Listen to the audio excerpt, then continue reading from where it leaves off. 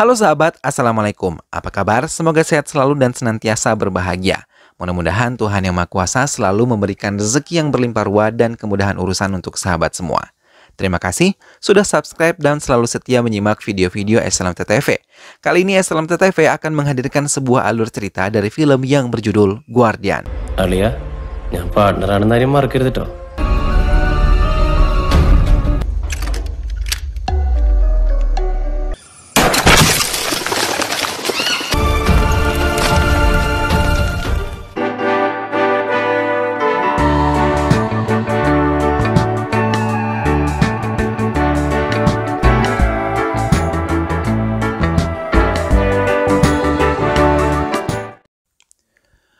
Dr. Arun mengunjungi seorang pasien wanita yang bernama Shruti dan merupakan salah satu mahasiswa manajemen bisnis. Dr. Arun memeriksanya dengan sangat teliti dan meninggalkannya saat merasa Shruti mulai bisa ditinggalkan. Ia menemui orang tua Shruti untuk mengetahui apa yang terjadi pada Shruti. Namun, kedua orang tuanya pun malah tidak memahami apa yang terjadi pada Shruti hingga Shruti memutuskan ingin mengakhiri hidupnya. Dr. Arun memutuskan untuk merawat Shruti 2 minggu untuk melihat perkembangan yang terjadi.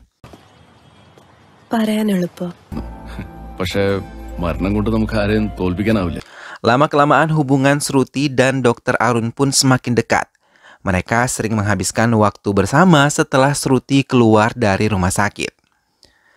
Satu kesempatan, Shruti dan Dr. Arun pun kembali bertemu. Saat itu mobil Shruti mengalami kerusakan. Tapi dengan mudah Arun bisa memperbaikinya. Wah. Shruti mengucapkan terima kasih pada Arun karena telah mengembalikan semangat hidup yang pernah hilang. Dalam kesempatan itu, Shruti juga mengatakan kepadanya ia hanya ingin menjadi istri yang baik untuk pria yang mencintainya dan ingin menjadikannya seorang istri. Mendengar hal itu, Arun tersenyum karena diam-diam ia juga mencintainya. Hubungan mereka pun terjalin sebagai pasangan kekasih hingga keluarga merestui dan mereka melangkah menjalaninya sebagai suami istri yang bahagia. Mereka menempati kediaman yang sederhana, namun terasa nyaman bagi kehidupan rumah tangga mereka. Mera Muhandas memasuki kantor polisi baru untuk tugasnya kali ini. Ia menemui komisaris untuk menyerahkan surat tugas yang dibawa dari kantor pusat. Kali ini ia ditempatkan di unit investigasi khusus dan dilatih sebagai polisi IPS. Ia mulai diperkenalkan satu persatu anggota timnya yang bisa membantunya untuk menyelesaikan kasus barunya. Selama menjalani tes, Mera diminta untuk selalu disiplin dalam melakukan apapun. Banyak nasihat dan pengalaman yang diceritakan oleh Nandar Kumar, salah satu polisi IPS yang telah bertugas di tempat itu. Mera bersama Nanda Kumar mulai menyelidiki kasus Shruti yang pernah mencoba bunuh diri dan melibatkan Arun sebagai dokter pribadinya, bahkan menjadi suaminya sekarang. Arun yang ditemui menjawab semua pertanyaan yang diajukan keduanya saat mereka menemuinya di rumah sakit.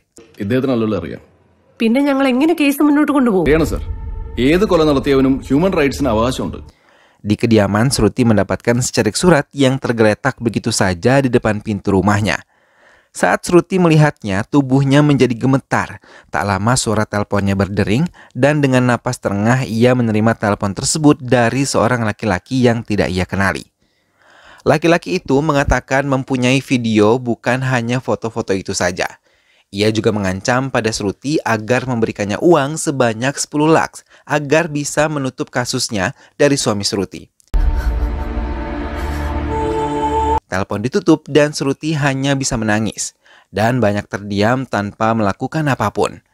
Hingga saat senja datang, ia mencoba menelpon Kiran untuk membantunya. Kiran yang menerima telepon dari Shruti merasa senang dan ia berharap Shruti bisa kembali kepadanya. Namun tidak dengan Shruti. Ia meracau dan meminta Kiran untuk tidak memerasnya dengan meminta uang sebanyak 10 lakhs kepadanya. Shruti mengira laki-laki yang menelponnya untuk meminta tebusan uang tersebut adalah anak buah Kiran. Mendengar hal itu, Kiran terkejut karena ia tidak sama sekali mengenali Sumurgan yang telah menelpon Shruti tadi.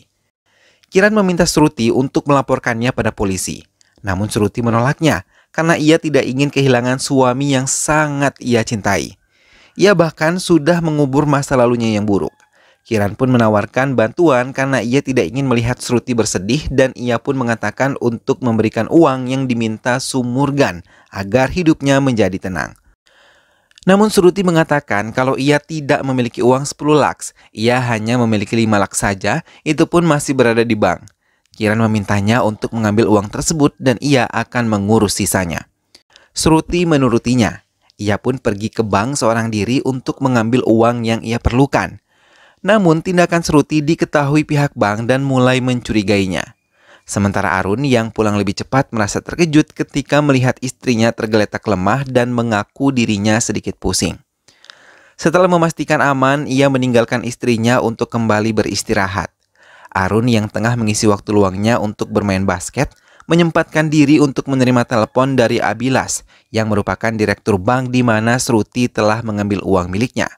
Mendengar hal itu, Arun berusaha menutupinya dan mengatakan ia akan membeli mobil baru dan menolak pinjaman yang ditawarkan oleh bank. Setelah menutup telepon, Abilas, Arun merasa bingung. Sumurgan terkejut ketika didatangi oleh Kiran dan tertawa ketika usaha mereka berhasil. Mereka pun mulai menyusun rencana untuk kembali memeras Shruti.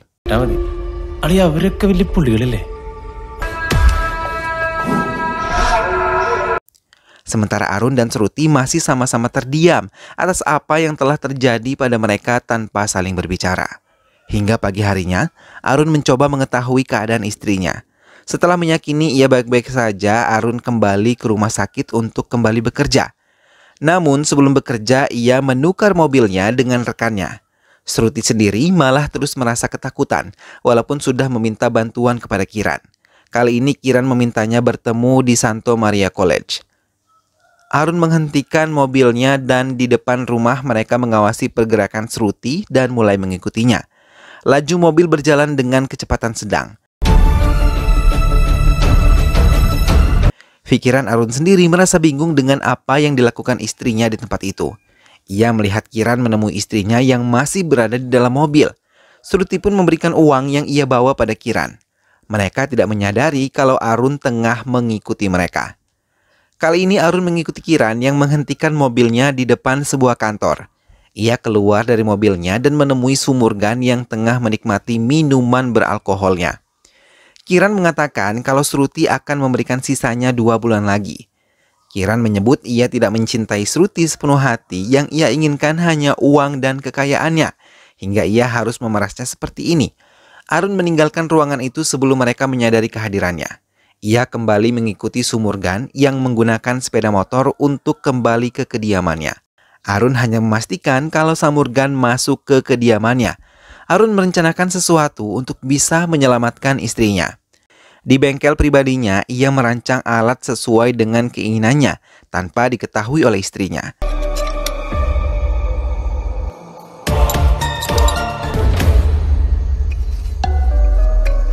Keesokan harinya, Arun mengendari mobilnya ke sebuah hutan di perbatasan dan menghentikan mobilnya. Setelah yakin tidak ada yang mengetahui pergerakan dirinya, ia mulai mencoba senjata rancangannya. Tak lama ia mengeluarkan sebuah cangkul dan menggali sebuah lubang di dekat tempat itu. Setelah dirasa cukup, ia meninggalkan hutan tersebut dan mengendari mobilnya keluar dari hutan itu.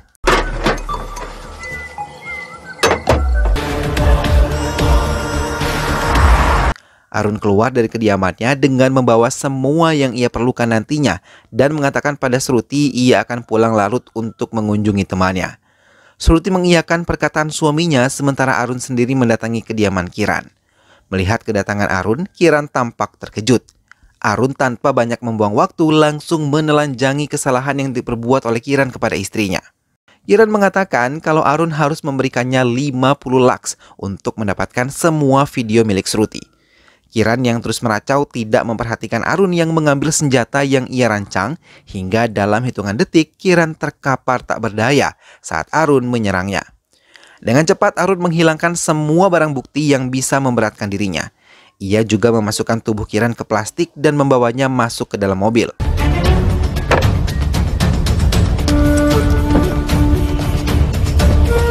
Arun menghentikan mobilnya di tengah-tengah jembatan. Setelah memastikan tidak ada yang melihat pergerakannya, ia mulai menurunkan tubuh Kiran yang telah ia bungkus dengan menggunakan karung dan membuangnya ke sungai. Sementara Samurgan yang kehilangan Kiran mulai mencarinya. Namun, beberapa orang yang ia temui mengatakan sudah 4 hari Kiran menghilang. Bahkan handphonenya tidak bisa dihubungi. Kasus kehilangan Kiran pun masuk ke kepolisian. Merah pun mengatakan langsung pada Inspektur Nandra Kumar sambil menyerahkan beberapa informasi yang ia temukan. Mereka mulai menyelidiki kasus Kiran ini bersama-sama.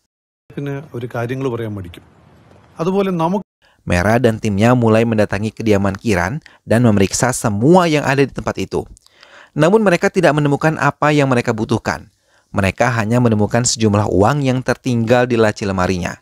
Namun Nanda Kumar mencurigai bunyi lantai yang ia injak berbeda dengan bunyi lantai yang ada di sekitarnya, hingga ia meminta bagian forensik untuk memeriksanya. Tak lama setelah diperiksa, ia mengatakan kalau ada bubuk khusus yang telah digunakan untuk lantai tersebut yang dicurigai untuk menutupi noda khusus. Karena cairan ini bisa membersihkan darah dan noda lain dengan cepat.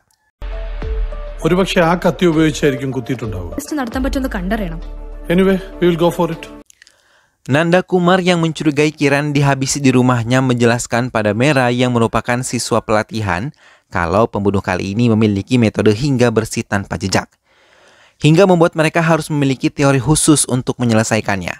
Ia merasa Kiran melakukan kejahatan hingga pembunuh memiliki tekanan karena mereka tidak menemukan laptop dan barang-barang lain di tempat itu. Sementara tubuh Kiran sendiri mulai ditemukan warga dan menjadi pemberitaan khusus. Namun Merah meminta wartawan untuk tidak menyiarkan penemuan mayat tersebut. Kedua wartawan itu pun menurutinya dan meninggalkan tempat itu. Nanda Kumar segera menghubungi dokter forensik yang memeriksa mayat yang ditemukan di sungai.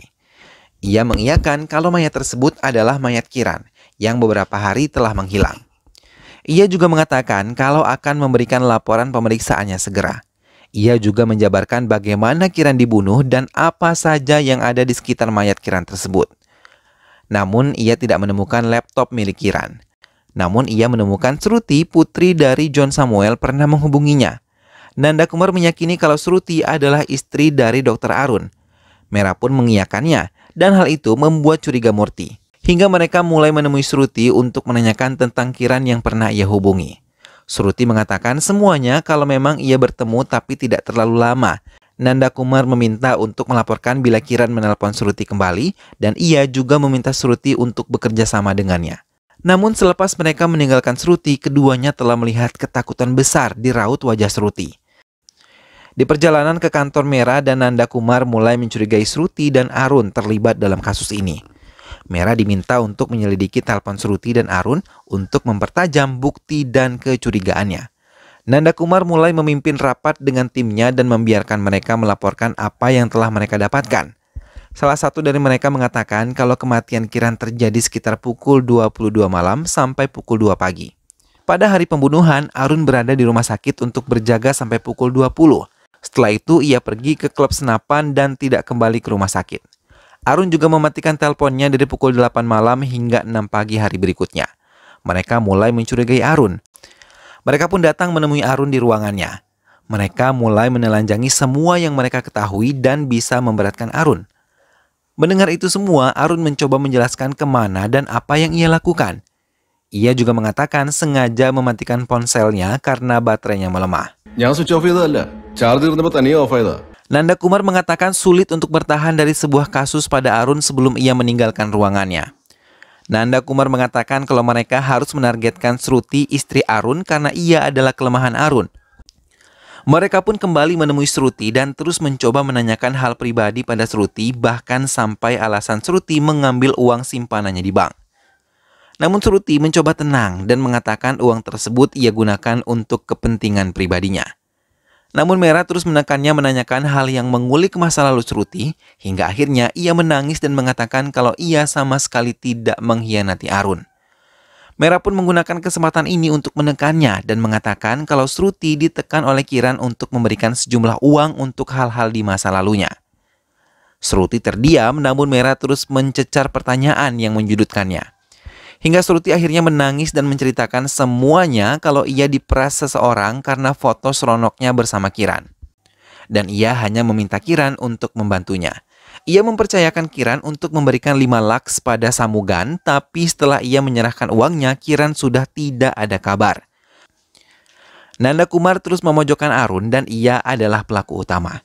Ia juga menduga kalau Kiran bekerja sama dengan Samurgan untuk mendapatkan uang dari Shruti. Ia hanya menunggu Arun melakukan kesalahan, karena itu adalah celahnya untuk mendapatkan bukti dan kebenaran. Malam harinya, Shruti memberanikan diri untuk jujur dan menceritakan semua yang terjadi pada dirinya. Arun meyakinkan istrinya kalau ia tidak membunuh Kiran dan cintanya tidak akan pernah berubah pada Shruti hanya karena masa lalunya. Nanda Kumar mendapatkan laporan dari pihak forensik kalau Kiran terbunuh bukan tertusuk pisau melainkan tembakan di kepalanya. Mendengar hal itu, Nanda Kumar bahagia karena ia tinggal mencari jenis tembakan dan pemiliknya. Nanda Kumar sangat yakin kalau Arunlah pelakunya. പക്ഷെ കിരൺ സമ്മതിച്ചു കാണില്ല. Nanda Kumar mendatangi kediaman Arun dan mencoba menekannya untuk menunjukkan senjata yang dimiliki oleh Arun. Setelah mengambil senjata miliknya, Arun menjelaskan kalau ia adalah salah satu grup senapan dan dulu pernah latihan menembak. Namun sekarang karena kesibukan ia tidak pernah lagi latihan menembak bersama teman-temannya. Nanda Kumar membawa senjata Arun ke kantornya dan meminta tim forensik untuk memeriksanya. Sementara Arun sendiri menemui Samurgan untuk menyerahkan uang yang ia mau dan memintanya untuk memberikan video milik istrinya. Ia meminta Samurgan untuk menemuinya di rumah sakit dan mengurus semuanya karena ia tidak ingin berhubungan dengan Samurgan melalui telepon. Nanda Kumar sedikit terkejut ketika mendapatkan laporan dari pihak forensik kalau tidak ada tanda-tanda senapan miliknya terdapat di tubuh Kiran. Namun Nanda Kumar memiliki pemikiran kalau Arun menggunakan senjata ilegal atau juga menyewa pembunuh bayaran. Arun meminta Samurgan untuk mendatangi rumah sakit jam 1 siang dan ia telah membuatkan janji temu untuknya. Di ruangan, Arun meminta Samurgan untuk memintanya sabar sampai malam dan ia akan menemuinya jam 9 malam nanti dan akan melakukannya secara diam-diam. Ia juga memberikan resep agar pihak rumah sakit tidak mencurigai Samurgan. Namun tanpa diketahui Samurgan, Arun menelpon dokter psikiater untuk bisa menemuinya dan mengatakan kalau Samurgan membutuhkan psikiater, tapi malu untuk langsung menemui dokter hingga terpaksa Arun yang membuatkannya janji. Samurgan menelpon Arun untuk memastikan kalau ia akan diberikan uang tersebut. Arun mengiyakan dan mengendari mobilnya menuju rumah Samurgan. Namun di sana ia mengatakan besok ia akan memberi uangnya dengan alasan server ATM mengalami kerusakan. Samurgan mencoba mempercayainya dan melihat Arun tengah menyiapkan obat-obatan yang ia tidak mengerti dan satu suntikan.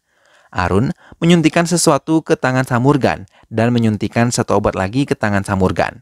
Setelah mendapatkan 2 suntikan itu, Arun mengatakan kalau Samurgan akan tewas karena overdosis obat. Setelah ia terpejam, Arun kembali membersihkan jejak kejahatannya dan meletakkan senjata yang ia gunakan untuk menghabisi Kiran. Namun sebelum ia meninggalkan ruangan itu, ia membuka jus yang ada di botol dengan membuka sarung tangannya.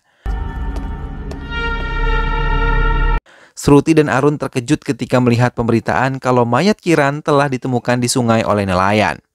Sementara tubuh Samurgan yang sudah tidak bernyawa membuat resah warga hingga mereka melaporkannya pada pihak kepolisian. Nanda Kumar dan timnya pun memeriksa keadaan tempat itu.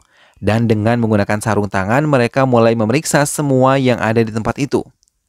Samurgan yang mempunyai nama asli Vinayagan diduga tewas karena overdosis. Senjata yang ditemukan juga cocok dengan yang ada di kepala Kiran. ഇയാളുടെ പേര് വിനായകൻ എന്നാ. ശ്രുതി കിരണിന് പണം കൊടുത്ത ദിവസം. Yes, മീര ഈ വിനായകൻ തന്നെയാണ് Shanmughan. Mera dan Nanda Kumar pun langsung menemui Arun untuk kembali menyelidikinya. Arun mengatakan kalau Vinayagan adalah pecandu obat-obatan terlarang dan ia adalah pasiennya.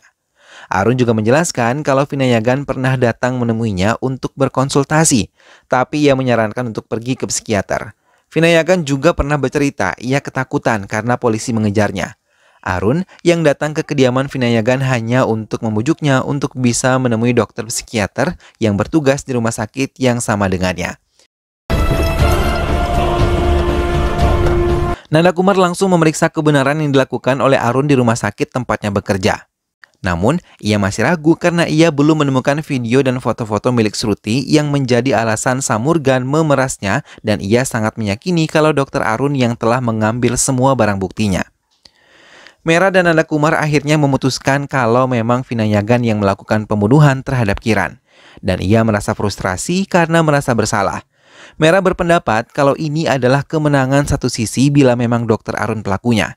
Karena ia membela istrinya dari semua yang mencoba menghancurkannya. Did a good job. I'm proud of you guys. കോടതി ഡോക്ടറെ വെറുതെ വിടുകയും ചെയ്യും. വളരെ ശരിയാണ്. ഈ തോൽവിയിലും ഒരു വിജയമുണ്ട്. Setelah menyerahkan hasil laporan tersebut pada komisaris, mereka menemui Arun dan menyerahkan senjata milik Dr. Arun, lalu mengatakan ia tidak bisa menemukan pembunuhnya karena ia tidak memiliki bukti yang cukup.